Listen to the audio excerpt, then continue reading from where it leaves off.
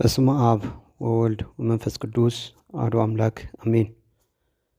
የሃይማኖት ዓላማ ወይም ጥቅም ሰው ተፈጥሮውን፣ ምንነቱን፣ አቅሙን የሚያውቅበት የሚረዳበት ነው። ይህም ፍጡርነቱን፣ ደካማነቱን፣ ረዳት፣ አጋዥ፣ ጠባቂ የሚያስፈልገው መሆኑንና ያለ እግዚአብሔር ፈቃድና ጥበቃ ምን ማድረግ እንዳይችል የሚያውቀው የሚያስተውለው በሃይማኖት ነው። ዮሐንስ ወንጌል ምዕራፍ 15 ከቁጥር 5 እንደተጻፈው ሃይማኖት ሰው የእግዚአብሔር ልጅ የመሆንን ስልጣን የሚያገኝበት ነው። ያለ ሃይማኖት የእግዚአብሔር ልጅ መሆን አይቻልምና።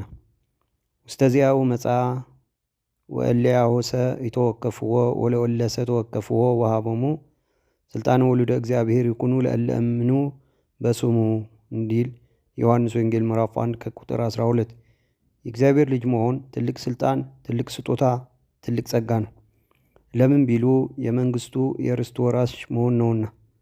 በሮሜ ምዕራፍ 8 ከቁጥር 12 እስከ 17 እንደተጻፈው ሃይማኖት ሰው ከሞተ ነፍስ ከደዌ ስጋ የሚድንበት፣ ድህነተ ስጋ ድህነተ ነፍስ የዘላለም ሕይወት የሚያገኝበት ነው። ያመነ የተጠመቀ ይድናል፣ ያላመነ ያልተጠመቀ ግን ይፈረድበታል እንዲል በማርቆስ ወንጌል ምዕራፍ 16 ከቁጥር 16። ይሆንን አይሆንን ማለት ጥርጥርን ትቶ ሃይማኖቱ ከጸና ምግባሩ ከቀና መምህር ተምሮ መጽሐፍትን ተመልክቶ ሳይጠራጠር በአፍን በልብም አስተባብሮ አስተካክሎ ማመን ይገባል። ቅዱስ ዳዊት አመንሁ ስለዚህም ተናገርሁ እንዳለ በመዝሙረ ዳዊት 115 ከቁጥር 1። ለሰው ይመሰል በአፍ አምኖ በልብ ቢክዱ እንደ ይሁዳ እንደ አርዮስ መሆን ነው። መከራ መቀበልን ፈርቶ በልብ አምኖ በአፍ ቢክዱ እንደ ቅዱስ ጴጥሮስ መሆን ነው። ስለዚህ የልብ እምነት ብቻ አያድንም፣ የአፍ እምነት ብቻም አይጠቅምም። ቅዱስ ጴጥሮስ በልቡ አምኖ ሳለ አይሁድን ከመፍራት የተነሳ ጌታችን ኢየሱስ ክርስቶስን አላውቀውም ብሎ በካደ ጊዜ የልብ እምነት ብቻውን አልጠቀመውም። ሐዘኑ፣ መጸጸቱ፣ እንባው፣ ንስሐው ጠቀመው እንጂ ማቴዎስ ወንጌል ምዕራፍ 2 ከቁጥር 69 እስከ 75። ይሁዳን በልቡ ክዶ በአንደበቱ ግን መምህር ሆይ ሰላም ላንተ ይሁን ብሎ ጌታችን ኢየሱስ ክርስቶስ በመሳም አሳልፎ በሰጠ ጊዜ የአንደበቱ እምነት አልጠቀመውም። ከጥፋቱም ተምሮ ንስሐ ለመግባትም አልታደለም። ማቴዎስ ወንጌል ምዕራፍ 26 ከቁጥር 14 እስከ 16። ሃይማኖት ሰው ከኃጢአት ከሰይጣን ግዞት ነፃ የሚሆንበት ነው። ሰው የኃጢአት ቀንበር የሰይጣን ግዞት ሊሰብር የሚችለው በሃይማኖት በር ነውና ሮሜ 6 ከቁጥር 22 እስከ 23። ሃይማኖት በትንሣኤ ሙታን ማመን ነው።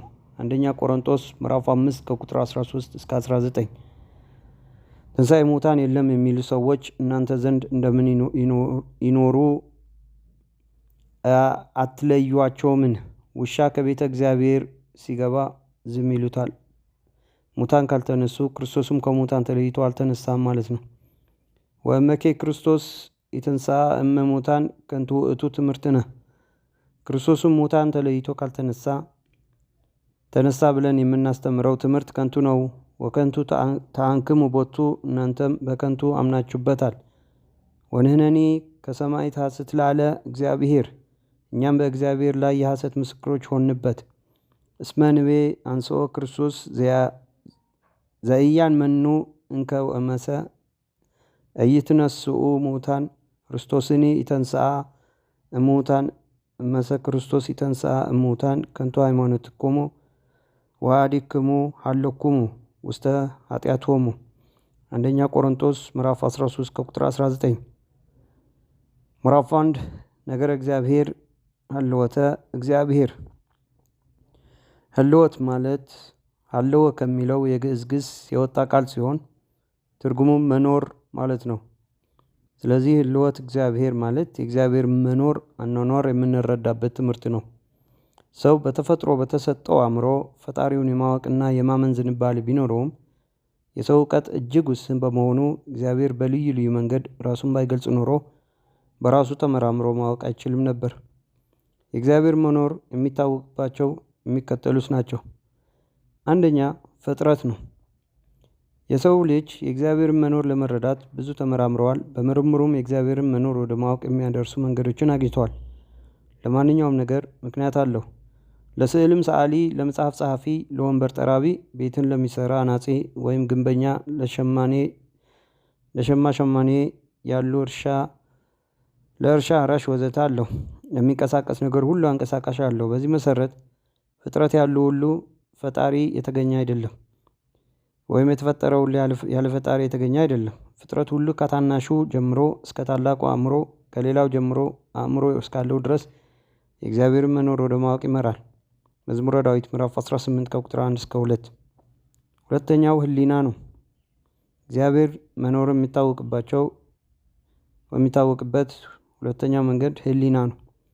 ህግ የሌላቸው አሕዛብ ከባሪያቸው የህግን ትእዛዝ ሲያደርጉ እነዚያ ህግ ባይኖራቸው እንኳ ለራሳቸው ህግ ናቸውና እነሱም ልቦናቸው ወይም ህሊናቸው ሲመሰክርላቸው ሀሳባቸውም እርስ በራሱ ሲካሰስ ወደሚያመካኝ በልባቸው ወይም በህሊናቸው የተመዘገበውን የህግ ሥራ ያሳያሉ። ሮሜ ምዕራፍ 2 ከቁጥር 14 እስከ 15። ሰው በልቦናው ውስጥ ባለው መንፈሳዊ ህግ አነሳሽነት መልካም ይሰራል፣ ከክፉም ይርቃል። ተላልፎ ክፉ ቢሰራም እንኳን ህሊና ይወቅሰዋል። መልካም የሚሰራ ዋጋ እንደሚያገኝ፣ ክፉ የሚሰራም እንደሚቀጣ ይኸው ህሊናው ይመሰክርለታል። ይህ አይነቱ ህሊና ደግሞ ሆነ ለክፉ እንደ ስራው ዋጋ የሚከፍል አንድ አምላክ መኖሩን ወደ ማወቅ ይመራል። ሶስተኛ ደግሞ እግዚአብሔር በመጉበቱ ይታወቃል። የእጁ ስራ ለሆነው ሁሉ አስተካክሎ ፈቃዳችንን በመፈጸሙ ይህም ለፍጥረት ሁሉ ስራውን በማከናወን የቀንና የሌሊት መፈራረቅ፣ የወቅቶች መቀያየር፣ አንድ መጋቢ መሪ አስተዳዳሪ እንዳለው ያመለክተናል። እግዚአብሔር ፍጥረትን ሁሉ በመመገቡ መኖር ይታወቃል። አራተኛ የሰው ልጆች የተፈጥሮ ዝንባሌ።